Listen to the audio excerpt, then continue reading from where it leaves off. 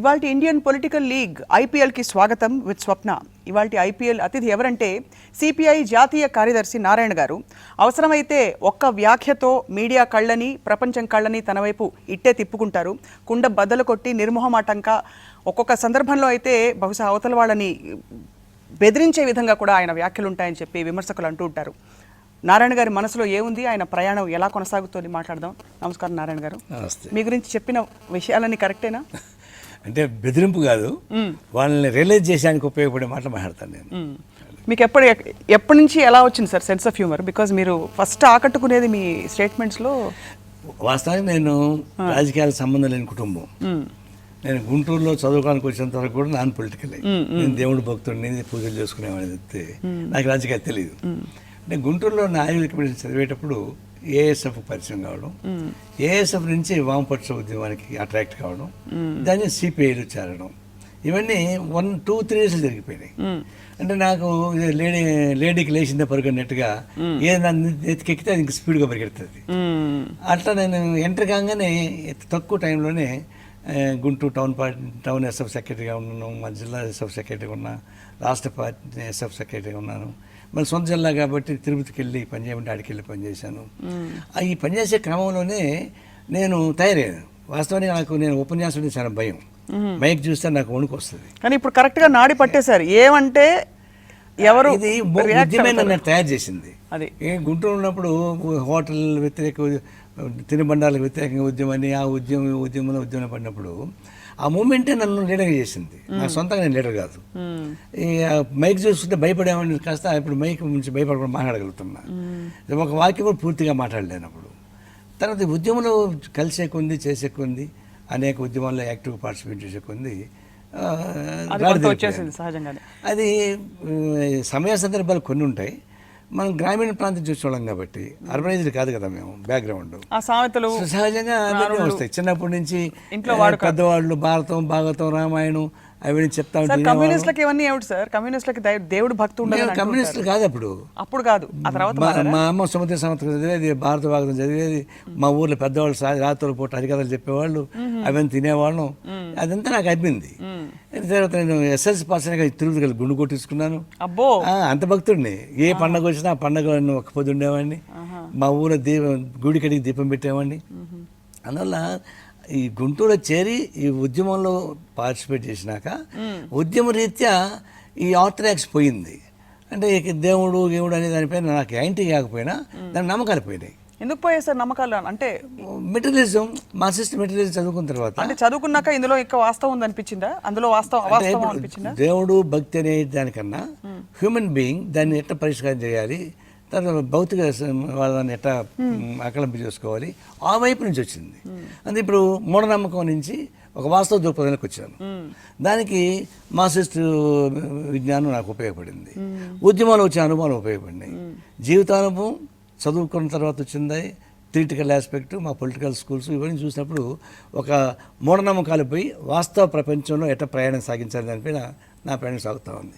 అందులో ఈ రాజకీయాల్లో ఉన్నాను కాబట్టి ఆ బ్యాక్గ్రౌండ్ అదే ఉంటుంది.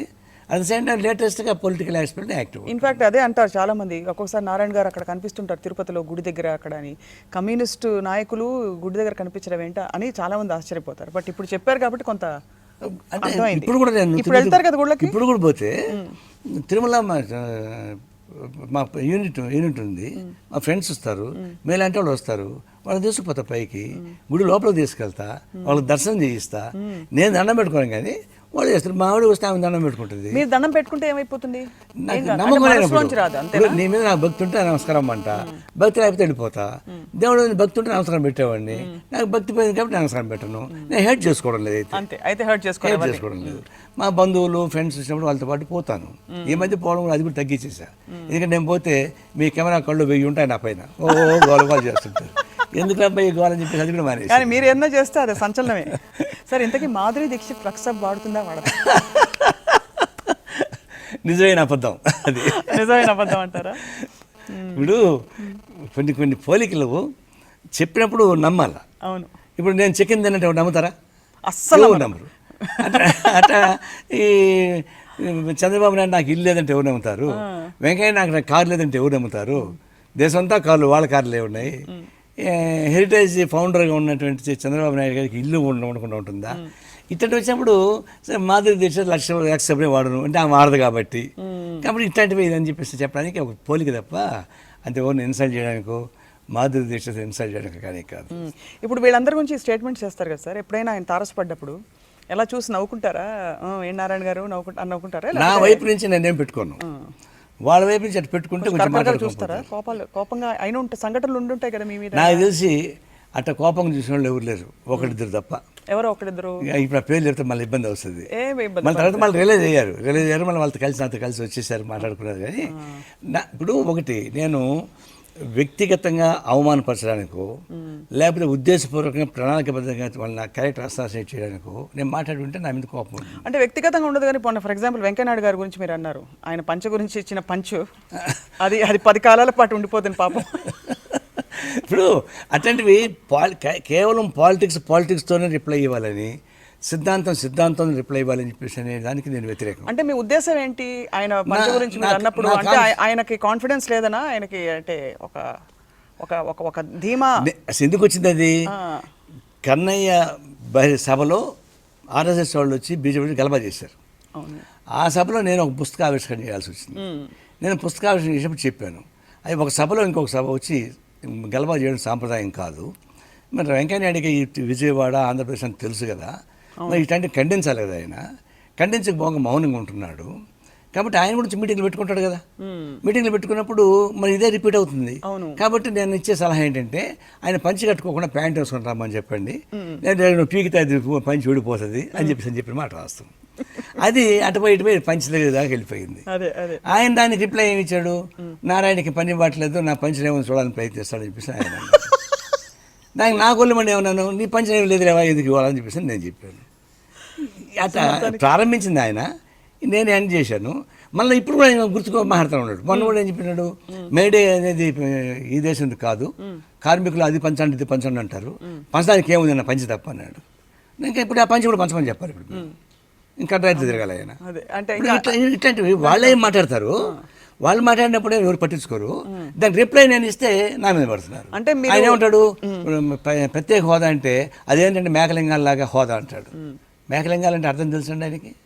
ఇప్పుడు మీరు మహిళ కాబట్టి నేను చెప్పలేను, నన్ను కొడతారు మీరు దాన్ని వివరిస్తే.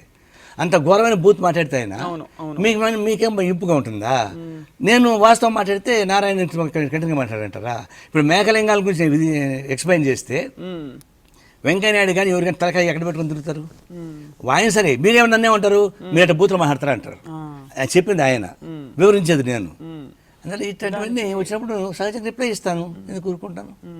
ఇప్పుడు ప్రత్యేక హోదా విషయంలో అందరూ అంటే స్పందించినట్టు మీరు కూడా స్పందించారు. మీ అప్డేట్స్, న్యూస్ అప్డేట్స్ అవి చూసి అందరికన్నా ముందు మేమే స్పందించింది. అవును సిపిఐ స్పందించింది. కానీ అక్కడ ముందర కాళ్ళకి బంధం వేస్తారు పవన్ కళ్యాణ్ గారు. మీరంటే గౌరవం అని చెప్పేసి లెఫ్ట్ పార్టీలు అంటే, కాబట్టి మీరు గట్టిగా ఏం అనలేకపోతున్నారు, వెనక్కి వెళ్ళలేకపోతున్నారు. పవన్ కళ్యాణ్ అనాల్సిన పని వచ్చిందమ్మా. పవన్ కళ్యాణ్ సంబంధం లేదు. పవన్ కళ్యాణ్ ఒక యాక్టరు, ఒక ఇన్సిడెంట్, ఒక వ్యక్తి ఈ ఇష్యూలు వచ్చాడు, అంతవరకు ఆయన చూస్తాను తప్ప ఇది పొలిటికల్ పాలసీ ఎక్కడి నుంచి వచ్చింది? పొలిటికల్ పాలసీ కాంగ్రెస్ పార్టీ ప్రవేశపెట్టింది, బీజేపీ తెలుసుకున్నారు. ఇవన్నీ ఒకప్పుడు ఏమైందంటే రాజకీయాలు వేరుగుండేవి, వ్యాపారం వేరుగుండేది, రౌడీలు వేరుగుండేవాళ్ళు, సారా వ్యాపారస్తులు వేరుగుండేవాళ్ళు. ఎన్నికల్లో పోటీ చేసినప్పుడు అధికార పార్టీ కాంగ్రెస్ పార్టీ కాబట్టి వాళ్ళకు సహాయం చేస్తుండేవాళ్ళు. అది స్లోగా జాతీయ స్థాయిలో జాతీయ పార్టీ కూడా కాంగ్రెస్ పార్టీకి తిరోగమనం దశ వచ్చిన తర్వాత కమ్యూనిస్టులు రెండుగా చీలికి పీలికలు అయిపోయిన తర్వాత జాతీయ పార్టీ మీద ఒక నమ్మకం తగ్గుతూ వచ్చింది. ఆ క్రమంలో ప్రాంతీయ పార్టీలు పుట్టాయి.